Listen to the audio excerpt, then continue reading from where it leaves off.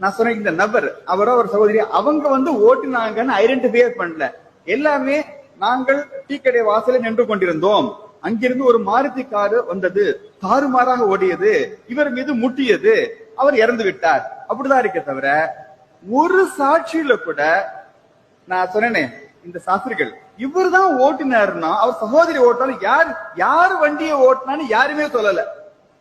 கோர்ட்லயும் யாரும் இவர் ஐடென்டிஃபை பண்ணல. அப்படி பார்த்தா இவருக்கு சாட்சியம் இருக்கான்னு பார்த்தா சாட்சியமே இல்லை. இது ஒரே ஒரு பாயிண்ட மட்டும் எடுத்தோம், அப்பீல் கோர்ட்ல ஆர்கியூ பண்ணோம்.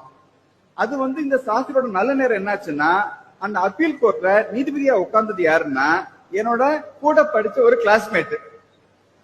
சாட்சியுமே இல்லது. என்ன இந்த கேஸ நீதிபதி எப்படியா கன்வெர்ட் பண்ண சொல்லிட்டு அந்த நீதிபதி என்னோட நண்பரை இவரை விடுதலை பண்ணிட்டாங்க.